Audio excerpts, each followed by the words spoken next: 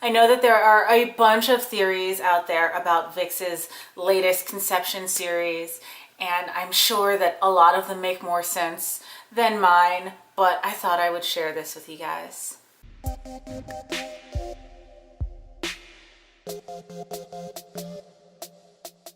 Hello. This is Ashley, and you guys are watching Ashley D Reactions. And I'm just gonna go ahead and put this out there. While I have this theory in my head, I'm sure that there are other people who have already thought of it, and probably people who have thought things out much better. And there are also probably people who have completely different ideas that are probably closer to what it's actually supposed to represent. But I thought that I would share with you guys what I thought VIXX's conception series, so the video that we have from Dynamite and now from Fantasy, have to do, and what the story is that's going on in those two videos. Like I said, this theory is probably nowhere near being original or anything like that, but I don't go out and read theories. In fact, the only bit of a theory that I had was one that a friend sent me some, and I kind of read it and I was like, I don't think that that seems right. At least not from the understanding that I had off of the top of my memory. So what I did was I dove back into both videos. I watched them way more than I should have, and way too close and zooming far too much in. But I did it, and something is going on there, and I just thought I would share with you guys my thoughts. So my theory on this entire concept is that we have a single man, and all of the members of the group are representing that one person in various different ways. Ultimately, what is going on is we have a single person that has multiple personalities. So each of the members end up playing a different role in this. The two main people that are playing major roles in this entire situation is In and Leo. At the beginning of Dynamite, Leo is the outward-facing personality, but by the end of Fantasy, In is the outward-facing personality. Throughout this, all the other members also have their roles. I.O.I plays the role basically as the brain, kind of like the controller. And then you have Robbie, who is ultimately the initiative and the point of switching within both MVs. And then finally, you have Hongbin and Ken, who are two other aspects, two different completely personalities that are still there as well, that are also dealing with everything that's going on within this one person and all of the raging emotions and personalities inside. So let's just go ahead and start at the very beginning. The first major thing that stood out to me was I.O.I being in a room. However, he was standing in a room where he was completely upside down. Nobody else in the video is seen upside down like this, but he is upside down. However, we see the room at that time is currently right side up. This was the first time I got the sense that I.O.I is in some ways manipulating and controlling things in various different ways, which I will get to. As the video progresses, we see that I.O.I actually starts to turn the room. He manually initiates that turn, and we see everything turn until I.O.I is right side up. And you would think that that means that everything has been righted, but it has not.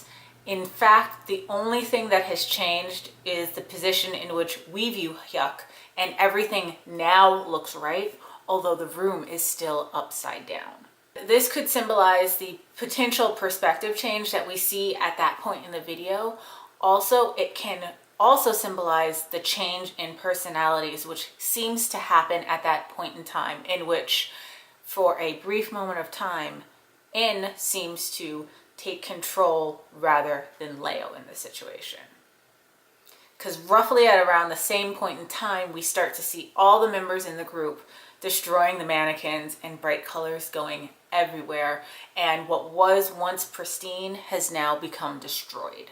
In is seen locked in a sort of room that is completely surrounded by glass. It is a complete room. He's got a bed, he's got stuff all around him, but he's constantly trapped, but yet he seems to be seeing. What is most interesting is that you see the evil eye symbol that is on his hand, and you see him staring at it, almost as though while he's staring at that and he sees this evil eye, he's essentially able to see through Leo's perspective and see out through the world, but he cannot go anywhere because he's trapped in this glass room. The reason why I believe that Leo is the dominant personality is because we see Leo interacting and seeing everything like this, yet we also see that Leo is also in a glass room similar to N. The only two members that are actually in glass rooms, while everybody else are in small corridors or small hallways, they are the only two that are actually locked into glass rooms. Now, at first, I thought that because of the smoke that started to form when N seemed to get frustrated in that room while he was looking at the eye, might suggest that he is some sort of evil genie. I actually think that Robbie actually plays that role more so than N. N is just a bystander and just, he is one of those people that is just trying to deal with the situation that they are in. As the video progresses, we actually see that there's a moment when N seems to get out of the room, and that is just before all the destruction that I mentioned before starts to happen. However, not long after that, he snaps back to being in his own room as though he was only briefly able to get out and be the dominant personality for a time, and he's then trapped back in that glass room. It's the fact that both In and Leo are both trapped in the glass rooms that make me think that they are the dominant personalities. Also, when they were both in their glass rooms, they tended to wear mirrored clothes, which I found was interesting. Like, not styles, but in the way that the colors were. You would see one color that would be dominant in one of theirs, whereas the other room had the other colors that were dominant.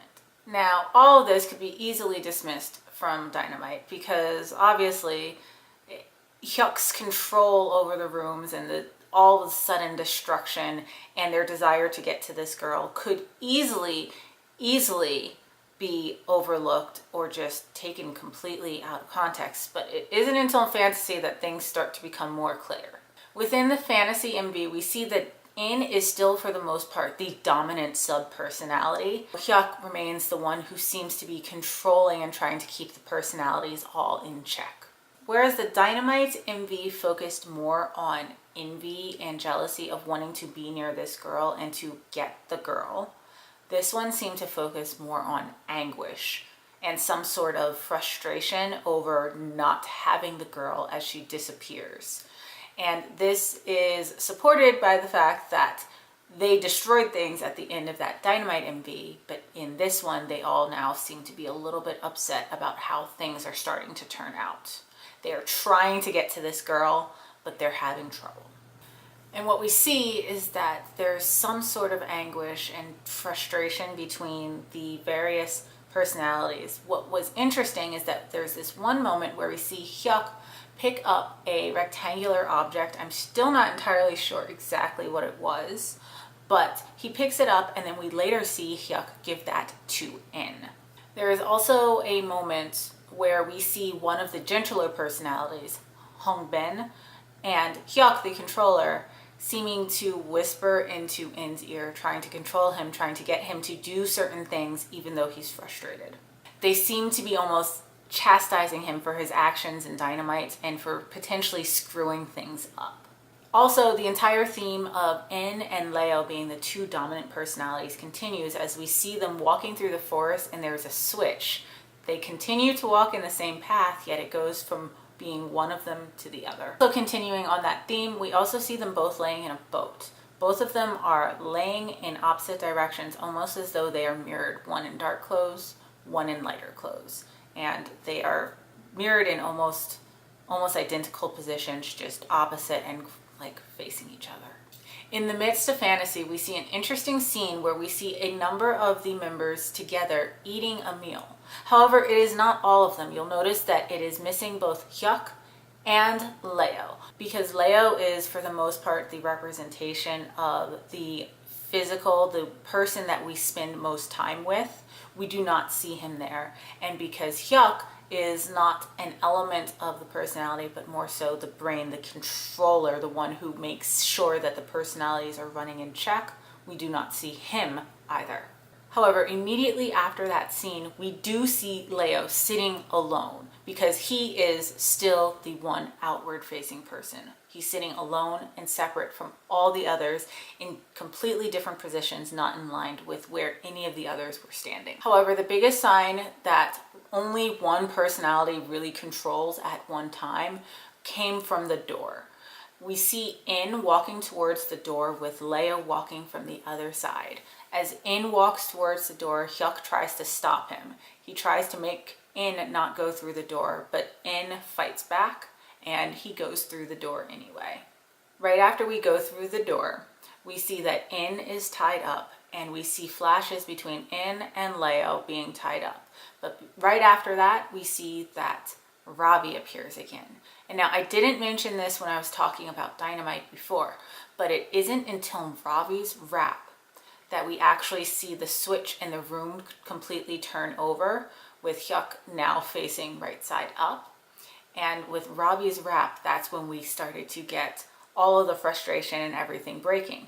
In fantasy, with Robbie's rap, we see this transition between In and Leo, where In is suddenly becoming the outside, the most dominant personality. He's the one who's starting to take control. So what I found interesting was that within that time frame, we also hear a gulp right as the potion has been finished.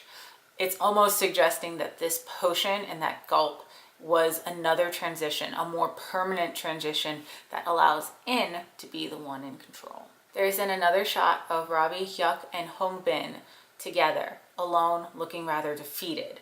We then get some more shots of outside where In is finally looking down at his bloodied finger from when he pricked it at the very beginning of the video. And then he then stands there in the rain as rain pummels him. And it's almost as though he's embracing it because this is the first time he is the outward facing personality that is experiencing this, all of the feelings that are coming down and barraging him at this moment. There is also a brief glimpse of masks being raised to faces, but we don't ever see what, who, or how many people. And it almost suggests that there is something that is being hidden behind them.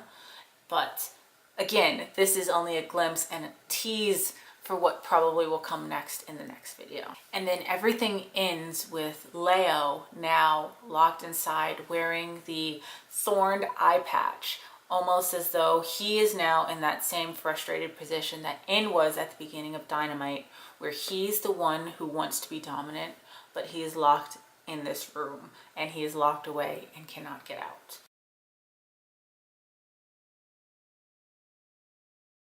So yeah, that theory was a little bit long, rambling, and maybe a little bit much, and maybe it doesn't make all that much sense to you guys, but ultimately I think that these are just elements of one person's personality fighting for control and to try to keep things in line as they are constantly trying to get this girl and get happiness, but things keep going wrong in the meantime.